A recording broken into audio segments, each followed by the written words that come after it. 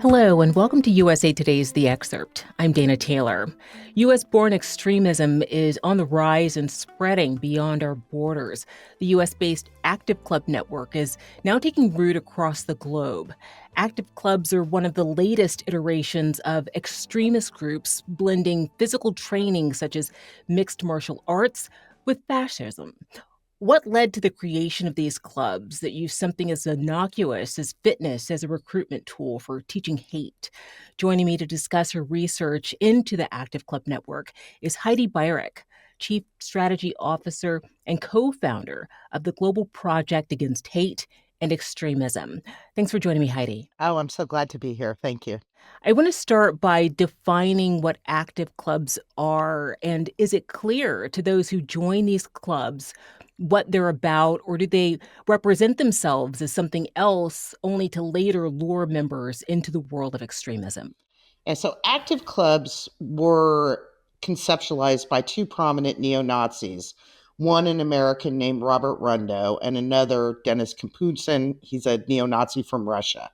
And both of these guys have long histories of involvement in neo-Nazi activity.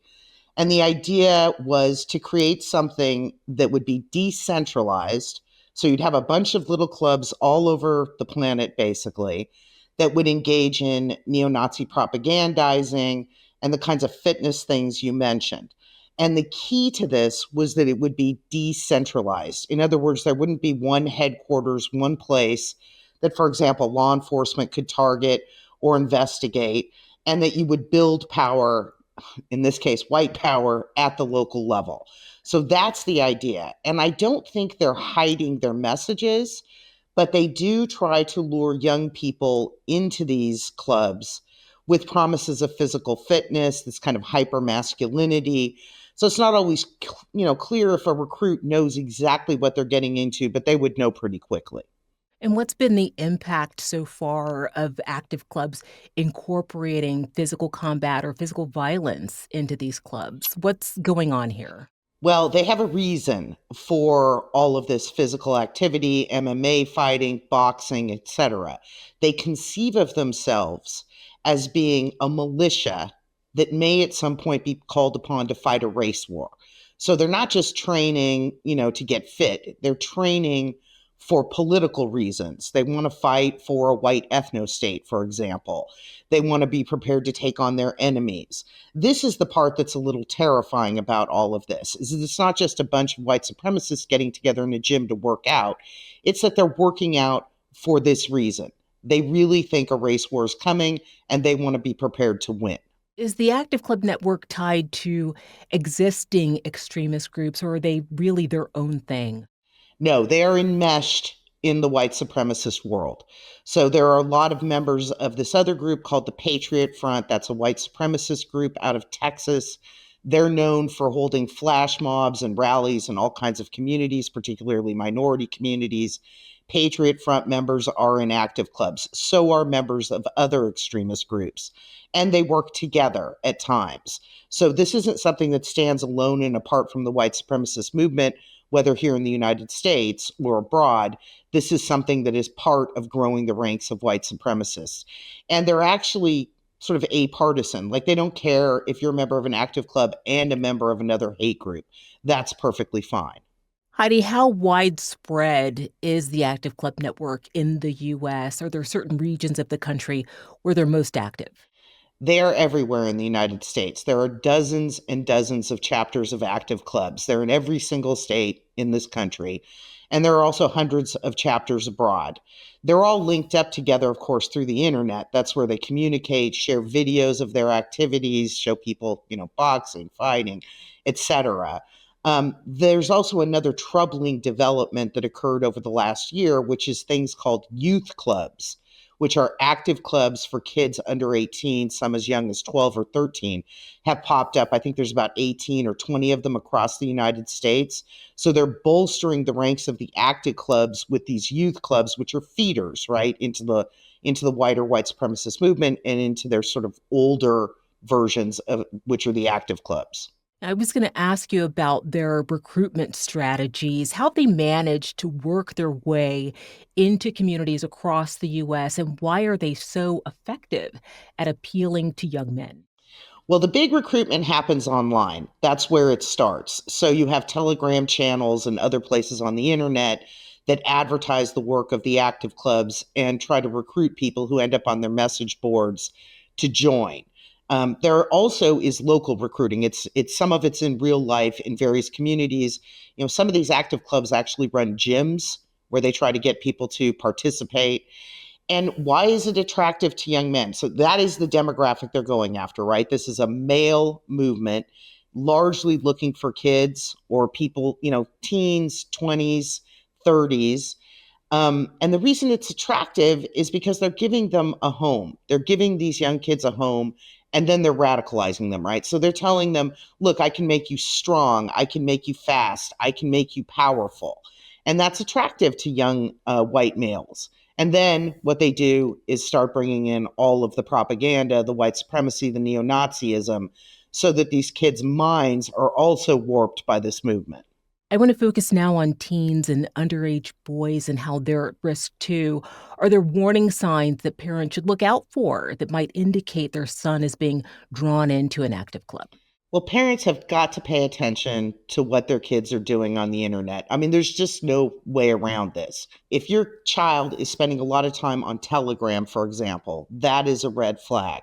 There are gaming communities that these groups use as well to recruit. So you need to pay attention to who your kid might be speaking to on their headsets when they're playing multiplayer games online or what they're looking at Discord, because this is how they're going to be lured in. And I think if your child, especially a young son, decides he's going to be attending some kind of a club, you need to look into what that club is. I mean, parents just have to be on top of this. And unfortunately, these organizations are incredibly insidious and quick to suck people down their rabbit holes. So you got to be vigilant, unfortunately. Who is my kid talking to online? What channels, what chat rooms are they looking at? These are all things you need to know. And with the active clubs, if you're on a channel that's active club inspired, the logos alone will be something that a parent will notice that where it seems like something's off because there's a lot of neo-Nazi insignia on those logos. Your organization recently conducted a study on the global proliferation of these clubs. Where else are you seeing a rise in the number of active clubs, and has it been difficult to track their spread? Well, we have done two reports. The most recent just released a few months ago and one a couple of years before that. The movement has grown by about 25% globally in that time period. There are clubs in every European nation. They have spread now into South America. Colombia has its first club, active club ever, for example. So the movement is large, located in many, many parts of the world, and all of it is interconnected through the use of Telegram channels for the most part. And that's how you track them. They're pretty open about their activities. They advertise them on Telegram in chat, on chat areas that are completely open to the public. You can see they want to, they're constantly saying, look at Active Club, let's say Sweden, we've got so many members. Look at the activities we've been up to. So tracking them isn't that hard because they're public and they want people to know that they're out there. You just have to know where to look, which is on these unmoderated forums like Telegram. And the information that you gather about active clubs, both domestic and global proliferation, how is that shared? Is it something that you use when you're talking to law enforcement about these clubs? We absolutely share the information about the active clubs with law enforcement and our reports with law enforcement. We give them more detailed information that's on our website where we have the actual, channel information. We might know something about the membership. We want them to know about these groups. There's potential for violence coming out of active clubs.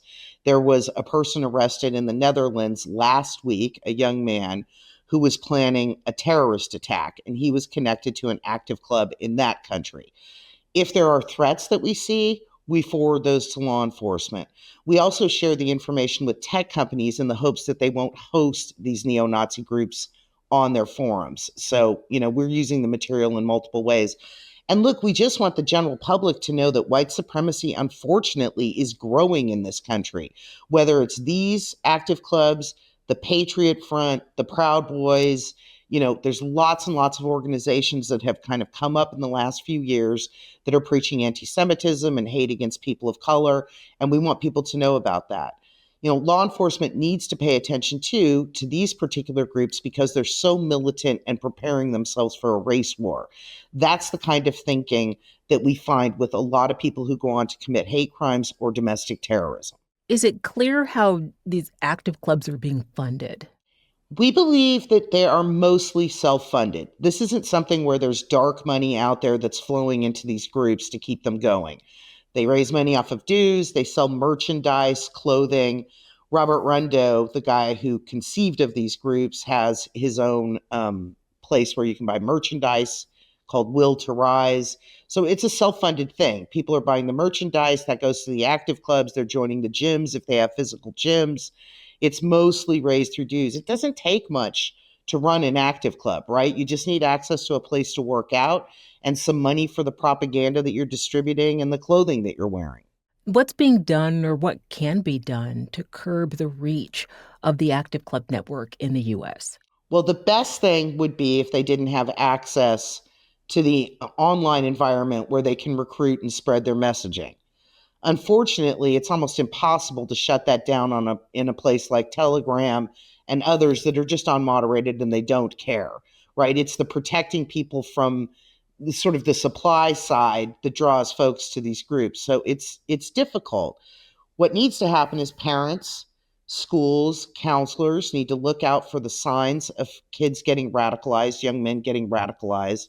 And we also need to talk about this, right? We need to let kids know that there are white supremacist groups that are trying to recruit them, that this is what they look like. And obviously, this is a sensitive conversation for parents to manage, but they need to know how dangerous these groups are. And then law enforcement needs to do its job, right? It needs to be paying attention closely to these groups to protect the community. Really appreciate you sharing your research into this, Heidi. Thank you so much for being on the Excerpt. Oh, so happy to be here. Thanks for having me. Thanks for watching. I'm Dana Taylor. I'll see you next time.